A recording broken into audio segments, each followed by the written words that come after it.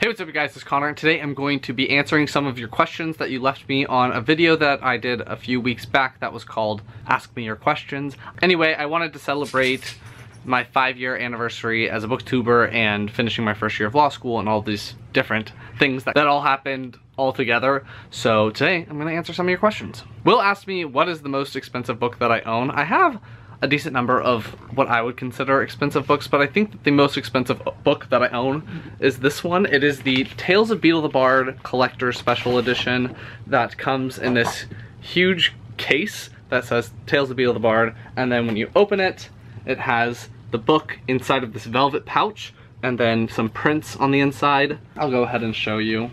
When you open the velvet pouch, the book is in there, and it has a skull on the front, and it's just the Tales of Beetle the Bard. Nothing crazy, but it's a really cool edition, and I think it's the most expensive book that I have. Now I gotta put it all back. Emily asked who is my favorite author, and currently my favorite author is Frederick Backman. All of his books are right up there. I started reading his books in 2017 when I was sent one of the books from the publisher to review. I think it was My Grandmother Asked Me to Tell You She's Sorry. I've done reviews of all of his books, linked up in the card symbol. And after that, I just loved that book so much, and the publisher offered to send me all the rest of his books, and I said yes, and I've loved every single one of them. I love his stories, even though I'm a huge fantasy reader, and he doesn't write fantasy, but I just can't help but freaking love his books, and I think he does them so well. I think he's a fantastic writer. The people that have translated his works have all done a really good job where it's kept his fantastic writing, and yeah, I just love Frederick Backman. Obviously, I already answered the why. He includes a lot of diversity in his books, and I like seeing that. Almost in every single one of his books, he has some type of character that is a part of the LGBT community, and he includes characters of other races in his books as well, and I just think he's great. She also asked me if I've read any Garth Nix. I have. I've read the Seven Tower series, I believe is what it's called. Haven't read it in a really long time, but I read it as a kid, so I'll have to go back and reread that one at some point. I've read A Confusion of Princes, and I read the Trouble Twisters series that he co-wrote with Sean Williams. I do still want to read Sabriel, but Garth Nix is one of those authors where I love his ideas. I think he's really creative, but then I don't love his books as much as I'm hoping to, so maybe I just need to lower my expectations going in and hopefully really enjoy them. She also asked if I have read any books by Maria V. Snyder, which I have not. I have been meaning to kind of check out that Poison study, the study series, don't know what it's called. She also asked me if I've read any Trudy Canavan, and I have not. Terrell wrote a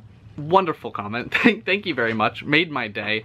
Terrell, I'm sorry if I'm pronouncing your name wrong, but you are fantastic. Thank you for watching. Terrell asked what my least favorite middle grade book / series is, and I think it's probably The 13th Child by Patricia C. Reed. This one follows this girl who thinks that she is a cursed child. She's the 13th child, and her twin brother is the 7th son of a 7th son, so he's glorious and everyone loves him, but no one loves her. It has a really cool premise. It's set in the Gold Rush era type of deal in a fantasy world, but she's just so whiny and intolerable, and I read the second book and it doesn't get any better, so I really don't recommend this one. I'm actually getting rid of this one. It was in my unhaul pile, the pile that I'm hoping to put in the Little Free Library, so people will either take it and steal it or take it, return it, and other people can experience the story.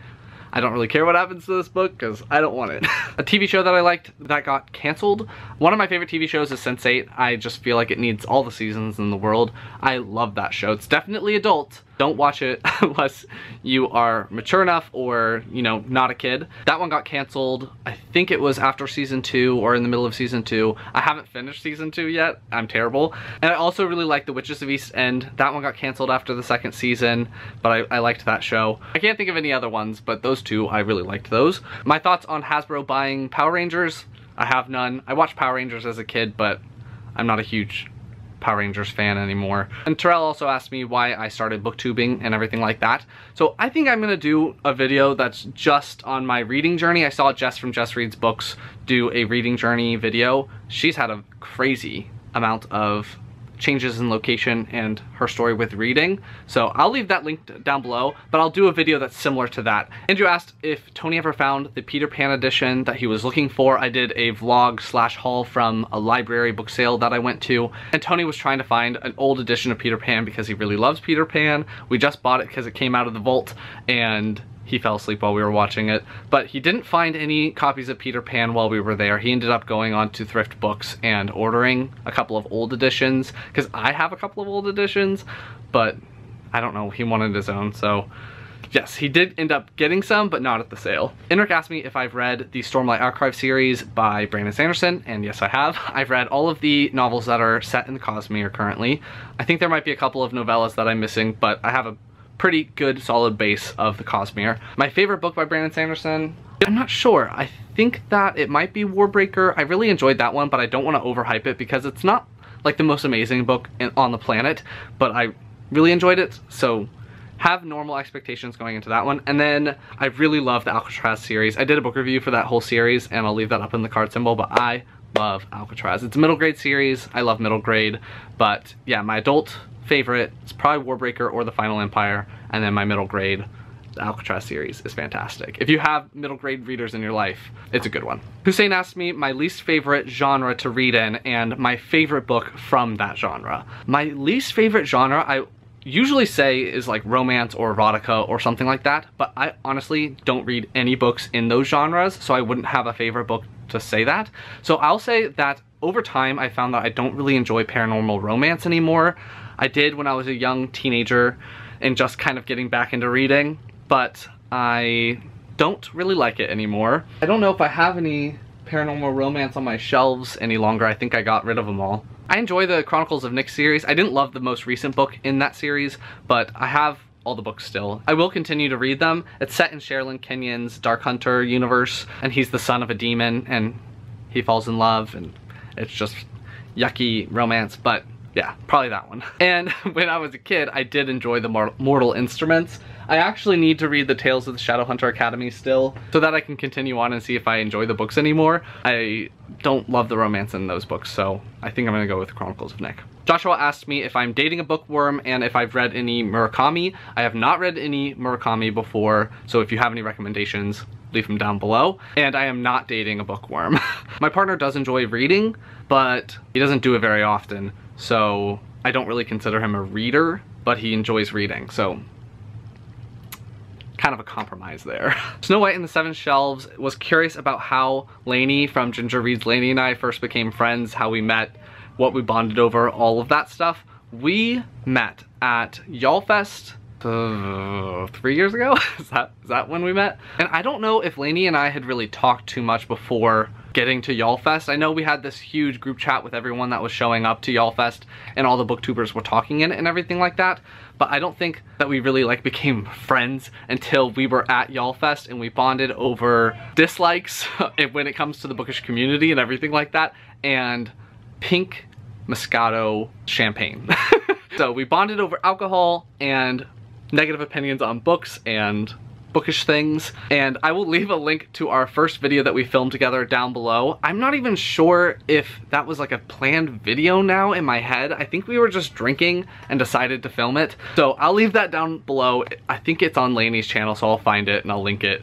But yeah, when we did that video, that cemented our friendship. So it wasn't like we were best friends before showing up to YALLFest. We just became really good friends because of meeting up at this event and filming drunk videos. Every time Lainey and I are at a book event together, I always bring, or buy while I'm there, the cheapest pink champagne that I can find at a Walgreens or some type of corner store, and we end up drinking like 5 or 6 bottles of that in the course of 2 days. Drink responsibly, kids. Well, not kids, don't drink if you're a kid, but drink responsibly in general. But yeah, alcohol and books, Lainey and my friendship.